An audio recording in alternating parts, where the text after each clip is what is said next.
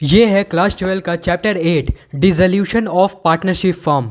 ये हमारा आखिरी चैप्टर है इस पार्ट ए का, जिसमें हम लोगों ने बहुत अलग अलग तरह के सिचुएशन को देखा जो कि पार्टनरशिप के रिकन्स्टिट्यूशन को अफेक्ट करता है। जब हम पार्टनरशिप का नया एग्रीमेंट बनाते हैं तो उसमें हम लोग ने 3-4 चीज़ ऐसे देख लिया, जैसे जब एडमिशन होता है, रिटायरमेंट होता है, डेथ होता है, और ये हमारा डिसोल्यूशन है। जो फॉर्म है, जो पार्टनरशिप का जो बिजनेस है, अगर वही ख़त्म हो जाए, डिसॉल्व हो जाए तो क्या होगा, इसमें हम लोग चलो देखते हैं क्या है।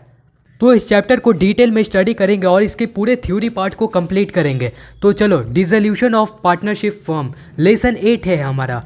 तो यहाँ पर देखो, डिसोल्यूशन ऑफ पार्टनरशिप में क्या दिया गया है कि if there was any changes in the relation of partners is called dissolution of partnership. Simple.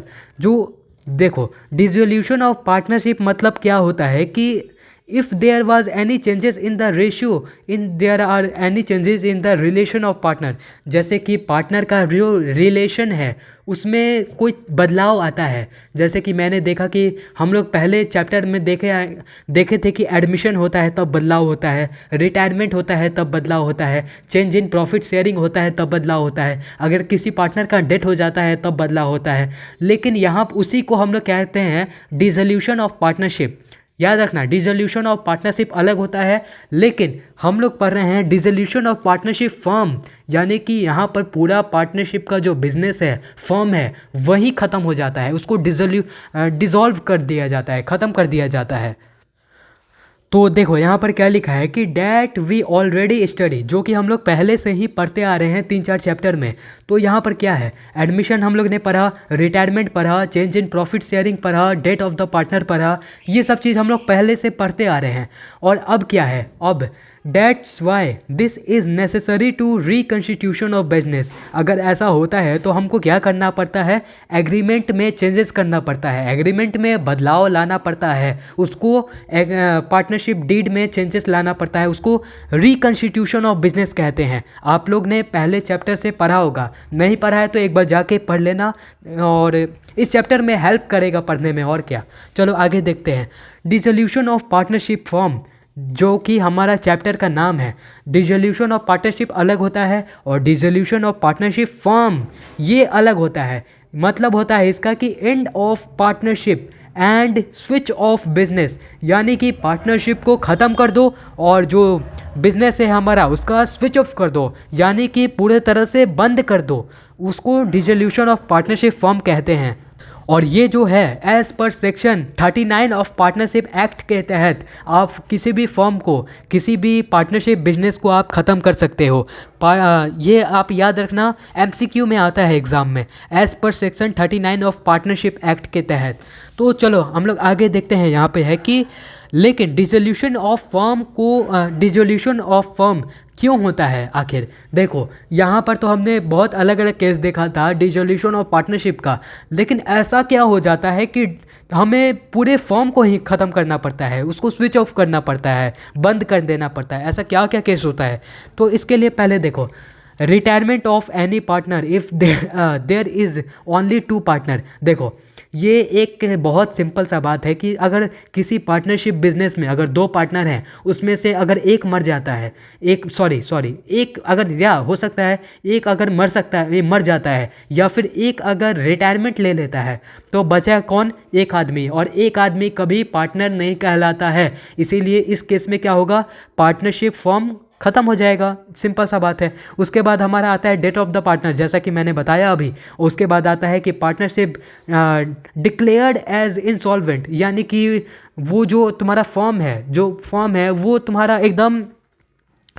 Loss में अगर चला जाता है, बहुत घाटे में चला जाता है, तो इस सिचुएशन में क्या होगा कि बिजनेस को बंद करना पड़ेगा। और आगे हमारा आता है कि इनकैपेबिलिटी ऑफ एनी पार्टनर, यानी कि फर्म को चलाने का कैपेबिलिटी ही नहीं है उन पार्टनर के अंदर। जो पार्टनर है, साझेदार हैं, जो उनको कैपेबिलिटी है ही नहीं फर्म को कैसे चलाया जाता है। तो इस केस में क्या होगा कि अगर आज नहीं तो कल पार्टनरशिप को तो बंद होना ही होना है बिजनेस को।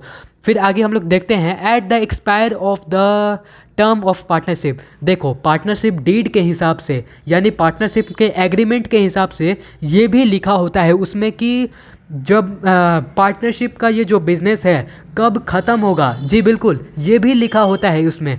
इसीलिए अगर मान लो पार्टनरशिप का डीड ख़त्म हो गया एग्रीमेंट में, एग्रीमेंट के हिसाब से ये था पार्टनरशिप का कि हाँ 5 साल चलेगा या फिर 10 साल चलेगा, मान लो 10 साल चला तो 10 साल के ख़त्म होने के बाद ये ऑटोमेटिकली तुम्हारा डिसोल्यूशन हो जाएगा पार्टनरशिप फॉर्म। फिर आगे हम लोग देखते हैं पर डिसोल्यूशन होता कैसे। देखो ये तो कारण हो गया कि किस कारण से तुम्हारा डिसोल्यूशन ऑफ पार्टनरशिप होता है, बिजनेस हमारा ख़त्म होता है, लेकिन यहाँ पर देखते हैं कि होता कैसे है। पहले देखते हैं म्यूचुअल एग्रीमेंट। म्यूचुअल एग्रीमेंट एक कारण हो सकता है। When all the partner agree to dissolution. देखो अगर सभी पार्टनर सहमत हैं यानी पार्टनरशिप में अगर 2 हो 4 हो या फिर 50 हो, मैक्सिमम 50 हो, तो अगर सभी पार्टनर सहमत हैं कि हाँ इस पार्टनरशिप बिजनेस को अब बंद कर देना चाहिए तो उस समय बंद हो जाएगा, सिंपल। फिर हमारा आगे आता है कि कंपल्सरी डिसोल्यूशन, जिसमें हमारा आता है कि ऑल द पार्टनर बिकम अनसॉल्वेंट, यानी कि सभी पार्टनर लॉस में चल गए, दिवालियापन हो गए। तो उस केस में क्या होगा, पार्टनरशिप का ये जो फॉर्म है उसको बंद कर दिया जाएगा। दूसरा केस हमारा हो सकता है कि व्हेन बिजनेस इज़ अनलॉफुल, यानी कि जो हम पार्टनरशिप में बिजनेस तो कर रहे हैं, अच्छा भी चल रहा है, लेकिन कानून के नज़र में वो एक गुनाह है या फिर इनलीगल कोई एक्टिविटी हम कर रहे हैं बिजनेस में, तो उस समय क्या होगा कि अगर हम बंद करना पड़ेगा। ये बंद क्यों करना पड़ेगा, क्योंकि अगर हमारा अदालत यानी कि हमारे सरकार ही बोल देता है कि पार्टनरशिप जो आप बिजनेस चला रहे हैं वो आज से मान्यता में नहीं रहेगा, उसे आप बंद कर दीजिए, तो हमें बंद करना पड़ेगा। क्यों, क्योंकि इलीगल है, सिंपल। हमारा आगे का कारण आता है डिसोल्यूशन बाय नोटिस। अगर मान लो डिसोल्यूशन का आना है, अगर सब कोई चाहते हैं कि डिसॉल्व हो, तो जितने भी एग्जिस्टिंग पार्टनर हैं उन्हें नोटिस दे दो कि कल से तुम्हारा जो ये बिज़नेस है वो नहीं चलने वाला है, नोटिस दे दो, तो डिसोल्यूशन हो जाएगा, सिंपल। फिर हमारा आगे आता है डिसोल्यूशन बाय कोर्ट। जैसा कि मैंने बात किया कि यहाँ इस केस में क्या होता है कि अगर अनलॉफुल है यानी कि कानूनी तौर से वो सही बिजनेस नहीं है, इनलीगल एक्टिविटी करता है, तो अगर कोर्ट, और भी बहुत सारा कारण हो सकता है, अगर वो चीट बिजनेस है या फिर कुछ और भी चीज़ है, तो कोर्ट अगर चाहे तो कोर्ट उसे डायरेक्टली डिसॉल्व कर सकता है कि हाँ आज से ये मान्यता नहीं है, ये पार्टनरशिप डिसॉल्व होता है, सिंपल। ये कुछ कारण हो सकता है जिसके कारण पार्टनरशिप डिसॉल्व कैसे होता है ये मैंने आपको बता दिया। फिर उसके बाद देखो इन द अकाउंटिंग ट्रीटमेंट, ये बहुत इंपॉर्टेंट है हर एक चैप्टर के लिए। अकाउंटिंग ट्रीटमेंट, जब हम अकाउंट्स पढ़ते हैं तो अकाउंटिंग ट्रीटमेंट ही हमारा सबसे ज़रूरी चीज़ होता है। अब हमें क्या करना है, अकाउंटिंग ट्रीटमेंट करना है। तो फर्म तो अब बंद हो गया, बिज़नेस तो बंद करने की कगार पर आ गया, और जब हम बिज़नेस बंद कर देते हैं तो हमें सब चीज़ समेटना होता है, जिसका जो पूंजी है वो लौटाना होता है, प्रॉफिट जितना हुआ है उसको बांटना होता है, जिसमें हम बहुत चीज़ अलग अलग चीज़ करते हैं। देखो all the asset item will be distributed, जितना भी हमारा एसेट का सामान है, एसेट भी जितना भी एसेट है उसको बांट देंगे, और फिर क्या करेंगे, among all the existing partner, जो भी पार्टनर है उनमें बांट देंगे, सिंपल।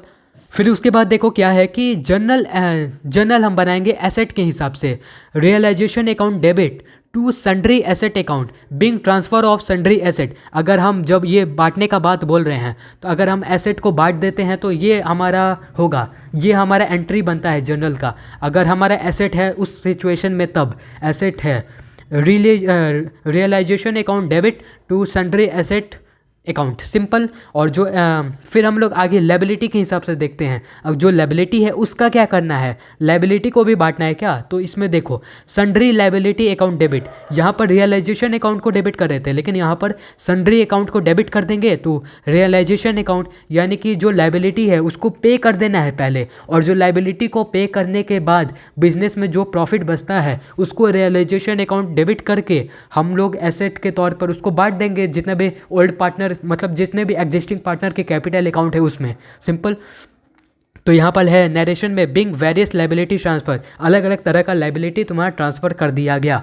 और रिजर्व का क्या करेंगे, देखो रिजर्व अकाउंट, जो भी रिजर्व है, रिजर्व को हम लोग बांट देते हैं, तो reserve account debit to realisation account. Realisation account हम बनाते हैं जब हम एट द लास्ट जब हम डिस्ट्रीब्यूशन करते हैं उस समय तब याद रखना, रियलाइजेशन अकाउंट कुछ और नहीं है। बस जब हम फॉर्म को बंद करते हैं और जितना भी प्रॉफिट लॉस होता है उसको जब हम डिस्ट्रीब्यूट करते हैं पार्टनर्स के बीच, तो उसको उसमें चल जाता है रियलाइजेशन अकाउंट। जो ये रिजर्व का पैसा है रियलाइजेशन में चल गया, और रियलाइजेशन का एक जो अकाउंट है वो क्या करता है, प्रॉफिट जितना भी हुआ है उसको समेट कर बांट देता है अलग अलग लोगों में, जितने भी तुम्हारे एग्जिस्टिंग पार्टनर हैं उनमें। बिग रिजर्व फंड ट्रांसफ़र, यहाँ पर रिजर्व ट्रांसफ़र होता है।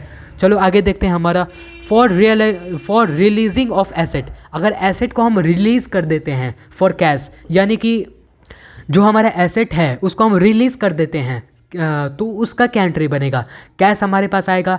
यानी कि हम एसेट को डिस्ट्रीब्यूट ना कर कर बेच देते हैं, तो उस समय क्या होगा, कैश हमारा आएगा, कैश अकाउंट डेबिट, हमारे पास नगद आ जाएगा अगर हम बेच देंगे तो। Cash account debit, cash account को डेबिट करने के बाद रियलाइजेशन अकाउंट को क्रेडिट कर देंगे। सिंपल, रियलाइजेशन अकाउंट को क्रेडिट कर देंगे क्योंकि इसमें से रियलाइजेशन अकाउंट में जो भी एसेट है वो चल जाएगा और तो मेरे पास आ जाएगा कैश, यहाँ पर है। फिर अगला केस आता है हमारा asset are taken over by partner. यानी मान लो कोई पार्टनर है, पार्टनर ने एसेट को ही खरीद लिया, बिजनेस के एसेट को खरीद लिया, taken over by the partner, और खरीद कर वो अपना बेचेगा, क्या करेगा वो अलग बात है। Asset are taken over by partner, अगर पार्टनर को दे दिया जाता है तो क्या करोगे, partners capital account debit to realisation account. Realisation account asset से रिलेटेड होता है, एसेट और लाइबिलिटी से, तो हमेशा याद रखना पार्टनर्स कैपिटल अकाउंट को डेबिट कर देंगे यहाँ पे इस सिचुएशन में। उसके बाद क्या होता है कि asset is given to creditor for payment. देखो, अगर हमारा कोई क्रेडिटर है, अगर हमारा जो बिजनेस है, फॉर्म है, अगर किसी से पहले से लोन ले रखा है और अगर हम उस लोन को चुका नहीं पा रहे हैं, उस लोन को चुकता नहीं कर पा रहे हैं, तो उस सिचुएशन में हम क्या करेंगे कि हम अपने लास्ट में एसेट को बेचना पड़ जाएगा। जो हमारा संपत्ति है, एसेट है, जितना भी बिजनेस में एसेट है उसको बेचना पड़ेगा, उसको बेचेंगे और क्रेडिटर को दे देंगे। फिर इसके लिए नो एंट्री होता है क्योंकि ये पार्टनर्स में नहीं होता है, ये अलग से ये क्रेडिटर के लिए होता है एसेट का ट्रांसफ़र, इसीलिए ये पार्टनर में आपको इसको नहीं देखना है, इसका एंट्री यहाँ पर नहीं किया जाता है। तो हम लोग आगे देखते हैं पेमेंट ऑफ लाइबिलिटी। ये तो लाइबिलिटी का था कि लाइबिलिटी को कैसे पार्टनर्स में ट्रांसफ़र किया जाता है, लेकिन हम देखेंगे यहाँ पर अगर हम लाइबिलिटी का पेमेंट करते हैं तब क्या होगा। Realisation account debit to balance to cash या फिर बैंक अकाउंट। अगर रियलाइजेशन अकाउंट से पैसा जाएगा और कैश ऑन बैंक अकाउंट में जितना भी लाइबिलिटी का जो जिसे भी देना है उसको हम दे देंगे। Simple. Payment of liability bye partner. अगर हम पेमेंट करते हैं लाइबिलिटी, जो कि हमारा बोझ है, लाइबिलिटी है, उसका पेमेंट अगर पार्टनर करता है तो उसका क्या एंट्री बनेगा। ये देखो, रियलाइजेशन अकाउंट को डेबिट कर देंगे उस सिचुएशन में। यहाँ पे लाइबिलिटी का पेमेंट फॉर्म कर रहा था, लेकिन यहाँ पर लाइबिलिटी का पेमेंट पार्टनर करेगा, पार्टनर अपने तरफ से करेगा। तो यहाँ पर क्या लिखेंगे, realisation account debit to partners capital account. यहाँ पर कैश हम डायरेक्टली दे रहे थे, लेकिन हम लोग यहाँ पर क्या करेंगे, जितना भी हमारा लाइबिलिटी है वो हम पार्टनर को दे देंगे और पार्टनर जो है उसको पे करेगा। तो पार्टनर्स कैपिटल अकाउंट हो गया। यहाँ पर नरेशन लिख देंगे for taking over the liability bye partner. Liability को पार्टनर ने अपने कंधे पर ले लिया। सिंपल, इतना सा मतलब है।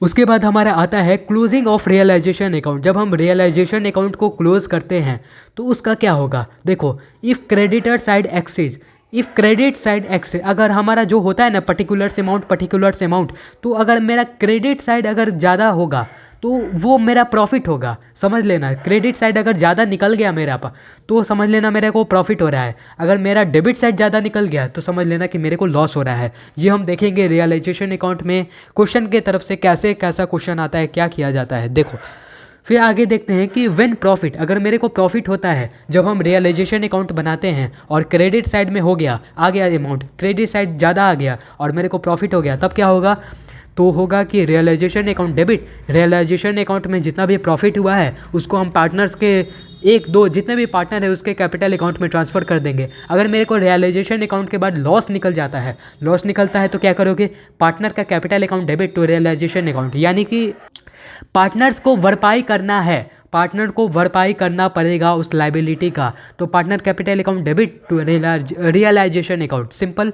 फिर यहाँ पर है कि पेमेंट ऑफ लोन, जो कि अगर लोन है अगर लोन है तो उसका पेमेंट कैसे करेगा बिजनेस, जो हमारा फर्म है उसका पेमेंट कैसे करेगा। देखो पार्टनर लोन अकाउंट डेबिट, अगर मान लो पार्टनर से लोन लेखा, इस सिचुएशन में पार्टनर से लोन ले रखा है बिजनेस ने, अगर पार्टनर ने किसी पार्टनर ने कैपिटल तो लगाया है लेकिन उसके अलावा लोन भी दिया है बिजनेस को, तो उस समय क्या एंट्री बनेगा, कैसे उसको ट्रीट किया जाएगा। देखो पार्टनर्स लोन अकाउंट डेबिट हो जाएगा उस सिचुएशन में टू बैंक अकाउंट, यानी कि पार्टनर के लोन अकाउंट को हम लोग को चुकता करना है, और उसका हम चुकता कैसे करेंगे, कैश देकर करेंगे या फिर बैंक से करेंगे, सिंपल। और जब हम पार्टनर्स लोन अकाउंट का बात करते हैं तो इसके लिए हमको एक अलग से अकाउंट बनाना पड़ता है, जो कि हम आगे सीखेंगे, necessary account to be prepare, जो कि जैसा कि मैंने अभी बताया। फिर हम लोग देखते हैं रियलाइजेशन अकाउंट के बारे में। रियलाइजेशन अकाउंट क्या होता है, कैसे होता है, क्या इसमें होता है। देखो this is an account which drawn up by dissolution of partnership firm. ये जो रियलाइजेशन अकाउंट है केवल उसी समय बनेगा, याद रखना, केवल उसी समय बनेगा जब डिसोल्यूशन ऑफ पार्टनरशिप फर्म, यानी कि जब बिजनेस हमारा ख़त्म होने को कगार पर है, ख़त्म हो जाएगा, तो जब जितना भी हमारा प्रॉफिट है लॉस है उसको हम लोग को पार्टनर को बांटना पड़ेगा, सिंपल सा बात है। तो उसके लिए हम लोग एक अकाउंट को ओपन करते हैं, वो हमारा कहलाता है रियलाइजेशन अकाउंट, सिंपल। देखो यहाँ पर है कि हमारा partnership firm profit and loss are shared between all partner, जैसा कि मैंने बताया प्रॉफिट होता है या फिर लॉस होता है, जो भी हो उसको शेयर करना पड़ेगा पार्टनर्स को। फिर आते हैं आगे, मीन्स जब फॉर्म का डिसोल्यूशन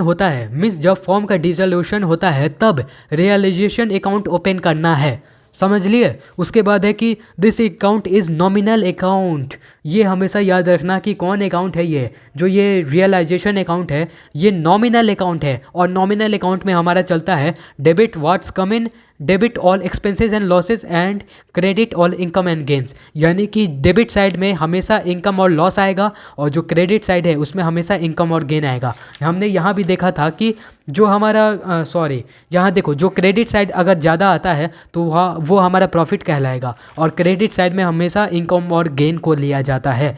ये हमेशा याद रखना जब भी अकाउंट का फॉर्मेट बनाओगे तब। उसके बाद चलो देखो आगे यहाँ पर है कि पार्टनर्स लोन अकाउंट, ये कैसा अकाउंट होता है। तो जब हम पार्टनर्स लोन अकाउंट का बात करते हैं तो देखो in case of in case capital account of any partner who has given loan to the firm. देखो ऐसा जो भी बिजनेस का पार्टनर, जो भी हमारे फर्म का पार्टनर है, अगर वो बिजनेस को लोन देता है, बिजनेस को याद रखना किसी और को नहीं, अगर बिजनेस को लोन देता है उस सिचुएशन में हम पार्टनर के लोन अकाउंट को ओपन करेंगे। अगर लोन देता है या फिर अगर हम लोन को चुकता करते हैं, या फिर अगर हम लोन का जो ब्याज होता है, जो वो इंटरेस्ट होता है उसको अगर हम देते हैं, तो हम ये सारा काम हम लोग पार्टनर के लोन अकाउंट में करते हैं, सिंपल, ये इतना समझ लो। फिर चलो क्वेश्चन को कुछ देख लेते हैं और चैप्टर को एंड करते हैं। तो यहाँ पर क्वेश्चन हमारा आता है, जेम्स है, ये 3 पार्टनर है, जेम्स और हेडर 2 पार्टनर है, ये इनका प्रॉफिट शेयरिंग रेशियो इतना है। वेरियस एसेट और आउटसाइड लायबिलिटी यहाँ पर दिया हुआ, ट्रांसफर टू रियलाइजेशन अकाउंट, जो भी एसेट है हमारा और आउटसाइडर लायबिलिटी, यहाँ पर याद रखना आउटसाइडर लायबिलिटी ट्रांसफ़र हो जाता है रियलाइजेशन अकाउंट में। हमें क्या करना है, मेक जनरल बनाना है हमें।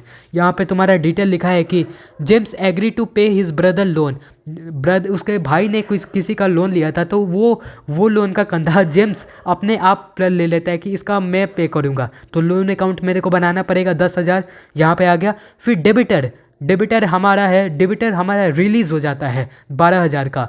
फिर होता है Haidar took over all investment at 12,000, took over कर लेता है, मतलब ले लेता है ऑल इन्वेस्टमेंट 12,000 का। फिर आगे हमारा आता है क्रेडिटर पेड 20,000 एट 5% डिस्काउंट। हमें क्या होता है कि क्रेडिटर को 20,000 रुपया देना होता है 5% के डिस्काउंट पे, तो इसका भी हम लोग देखेंगे एंट्री। और उसके बाद हमारा है रियलाइजेशन एक्सपेंस, यानी कि रियलाइजेशन करने पर जो खर्चा आता है वो है हमारा 2,000 का।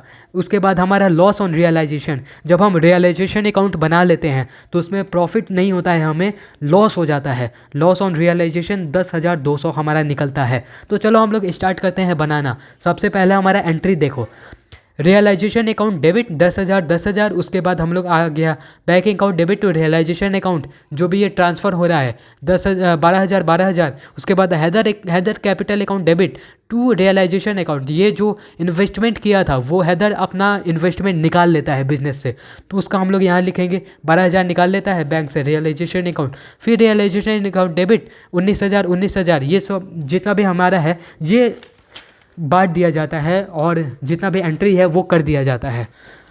आगे हमारा देखते हैं इंटरेस्टिंग क्वेश्चन में, यहाँ पर दिया हुआ है कि ए और बी दो पार्टनर हैं, उनका प्रॉफिट शेयरिंग रेशियो 3:1 है और उनका बैलेंस शीट दिया हुआ है। तो बैलेंस शीट अगर दिया हुआ है जिसमें लायबिलिटी है और कैपिटल भी दिया हुआ है, ए का और बी का दिया हुआ है कि 10,000 इसका है और 15,000 इसका है, और डेबिटर दिया हुआ है और सन्ड्री एसेट दिया हुआ है 20,000 का और 70,000 का, दोनों बराबर आ गया। तो देखो हम लोग को करना क्या है, they decide to dissolve the debtor were release for 15,000 release कर देता है एज अ डेबिटर, और सन्ड्री एसेट लाता है 60,000 का। तो मेरे को क्या करना है, रियलाइजेशन अकाउंट बनाना है, क्योंकि डिस्ट्रीब्यूशन मेरे को करना है प्रॉफिट और लॉस का, याद रखना। इसके लिए सबसे पहले हम देखते हैं पर्टिकुलर्स अमाउंट। देख लो रियलाइजेशन अकाउंट का यही फॉर्मेट होता है जिसमें पर्टिकुलर्स लिखेंगे, सन्ड्री एसेट डेबिटर 20,000 का आता है और फिर हमारा एसेट है 70,000 का, और फिर कैश है हमारा टोटल 45,000 का। सॉरी, ये हम लोग बाद में देखते हैं, उसके पहले यहाँ पर देख लेते हैं क्रेडिटर हमारा कितना है। क्रेडिटर अभी 45,000 का है यहाँ पर देखो, और उसके बाद डेबिटर कितना है 15,000 का है, सन्ड्री एसेट 60,000 का है। इसके बाद हम लोग यहाँ पर लॉस निकाल लेंगे by transfer of loss, as capital account और बीस कैपिटल अकाउंट, जो इनका रेशियो है जितना भी 3:1 है, उस रेशियो में हम इनके लॉस को बांट देंगे। जैसे 11,200 इनको मिल गया और 7,750 इसको मिल गया, टोटल हमारा लॉस निकलता है 15,000 का, और यहाँ पर लिख लेंगे। ये बहुत आसान है रिवैल्यूएशन अकाउंट बनाना। तो इस चैप्टर में इतना ही था, डिसोल्यूशन ऑफ पार्टनरशिप फॉर्म का हमारा ये चैप्टर ख़त्म होता है। तो और क्या, समझते रहो, चलो बाय।